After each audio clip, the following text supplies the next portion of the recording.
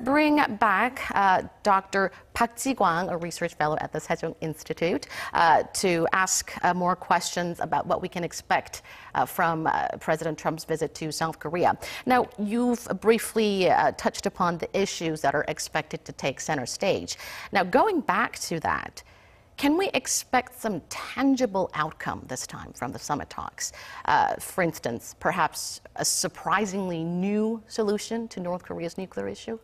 Unfortunately, probably not, because we know that there is a difference between South Korean approach and United States approach to North Korean missile and nuclear issues. So basically, United States and South Korea believe that North Korea should give up their nuclear weapons and ICBM missiles. However, South Korea wanted to depend on more of talk or dialogue between South Korea and North Korea. However, Mr.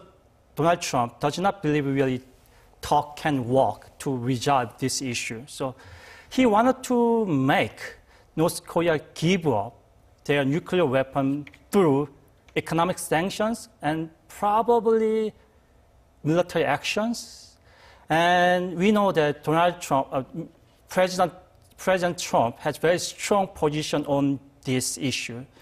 So it will be very difficult. The two presidents meet and discuss North Korean issues, and then one person say, okay, maybe my idea was not that good. So I think your idea sounds better than mine. And let's try to make a new deal or new solution. Probably not. That's not usually the situation. I have a question related to that. President Moon hasn't been as strong and as hostile as President Trump when dealing with North Korea. Should President Trump stick to his hardline policy, which diplomatic path do you think the Moon administration should take? Well, that's another very difficult question, because we know that President Moon's approach to North Korea missile and nuclear issues is different from Mr. President's one. And also, the President Trump will not change his mind. So there should be some compromise between two countries, or there should be some cooperation between two countries, because I think it is very essential for two countries to cooperate to resolve this big threat from North Korea. However, the Moon administration has quite different political ideology and quite different understanding of North Korean nuclear issue. Also, the situations South Korea and United States will face if North Korea really use their nuclear weapon is quite different. At this moment, North Korea cannot launch their ICBM missile to the mainland of the United States. However, North Korea can launch their missile to South Korea without any problem. And I think this is a really big if, and I hope North Korea will not do that. If North Korea launch any kind of nuclear weapon to South Korea, that will be a big disaster to South Korean people. That's why President Moon is very cautious and prefer dialogue rather than some coercive measures. And however, as we know, the United States has really big influence and impact on these issues. Also, if we don't really cooperate with the United States, the biggest danger is the United States may use their military action without any consent from our own country. So it means the United States can make a unilateral military actions. That will be even worse than just using military action. So there should be some communication between South Korea and the United States, and there should be some cooperations. And from the perspective of the United States, that means South Korea government should accommodate and meet some arguments of the United States government. And how far the Moon administration should go, how far the Moon administration should compromise, I don't know. Frankly, I don't know. But the Moon administration should seriously think about how big compromise they should make. Otherwise, the United States administration can go without South Korea. So we will have to wait and see how much concessions President Trump or President Moon is willing to make to solve this North Korea's nuclear issue peacefully. Okay. Now, you've briefly mentioned about Korea-U.S. FTA as well. Mr. Trump was very blunt about America's trade deficit with Japan, despite his friendly ties with, close ties with Japanese Prime Minister Shinzo Abe.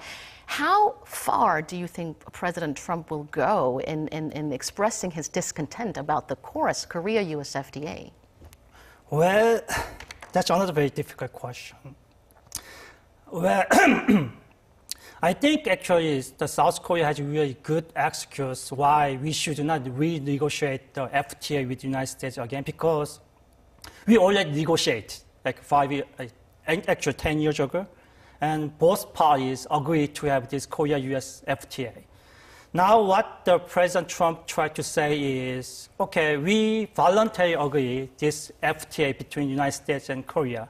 However, after this FTA, the United States has lost more money compared to the previous years, before the Korea-U.S. FTA. So he says, this is unfair. Well, usually we don't say such a thing as unfair. We have to think about why this thing happened, why the trade deficit of the United States has been increased. So I think the President Moon should talk about with President Trump why this happened first. Actually, that was official position of our government. However, President Trump was very tough on this issue, and he insists that regardless why this happens, South Korea should make some concessions. Otherwise, he will just repeat or just throw away this FTA. That was really big threat, and it sounds like actually he really meant to do that. So that's why South Korea government now in process to renegotiate this Korea-U.S. FTA. Well, first of all, I want to say that the renegotiation of Korea-U.S. FTA should be advantage to both countries, not just to the United States and not just to the South Korea. And there should be a way to resolve this issue more peacefully and more beneficial way to both countries. So, for example, the Mr. President Trump does not talk about service balance. So basically, he's talking about trade balance. Trade balance means just export and import of product between two countries. However, as we know, many South Korean people visit the United States, and many South Korean students study in the United States, and we send a lot of US dollar to the United States. In that sense, actually, the flow, the balance between two countries are about the same. But I don't know, the President Trump will accept this argument. But at least I think our government should make this kind of argument and try to negotiate with President Trump. Yes. Thank you for that comprehensive answer. For those of you who have just joined us, we are about to bring you special live coverage on the official welcome ceremony for visiting U.S. President Donald Trump. It was originally set to take place at around 2:30 p.m. Korea time, but we are seeing about a 30-minute delay to this event of high significance due to his delayed visit to Camp Humphreys, a U.S. military base in Pyeongchang. Now, before we bring you the live coverage and before the official welcome ceremony begins, we are now joined by Dr. Park Ji-kwang, a research fellow at the Sejong Institute, to give us an expert's point of view on the very many issues surrounding President Trump's visit to South Korea. Now, before we ask Dr. Park any further questions, let's take a look at the venue at the Blue House. Let's go over to the Blue House and see what is going on there, what kind of preparations are being made, now awaiting for U.S. President Donald Trump. We can see the military guard of honor dressed in Korean traditional costume waiting for the U.S. president. Some 300 soldiers, sailors, and airmen and military bands are participating for this event of high significance to officially greet the visiting first couple of the United States. The welcome ceremony has been delayed, and it is expected to begin at 3:10 p.m. That's about 20 minutes from now. Now going back to the questions with Dr. Park, we still have a lot to cover because this visit comes at such a critical time, and there are just so many contentious and hot-button issues at hand between the two nations. Now, Trump will be giving a speech at the National Assembly tomorrow. What do you think will be his primary focus? Well, this kind of speech usually have a lot of diplomatic remarks, so I think he will start with the long history of Korea-U.S. alliance, and he will emphasize how South Koreans and Americans has cooperated in the past. And also he wanted to emphasize how United States has contributed to development of South Korea in the past 50 years or something like that. Also, I think he will emphasize that South Korea also needs to cooperate with other countries, like especially Japan. For United States these days, China is the biggest threat economically and for national security. So, United States has tried to build up some kind of alliance between South Korea, Japan, and United States. However, South Korea government has been hesitant to build up the relationship of alliance with Japan because of our historical things.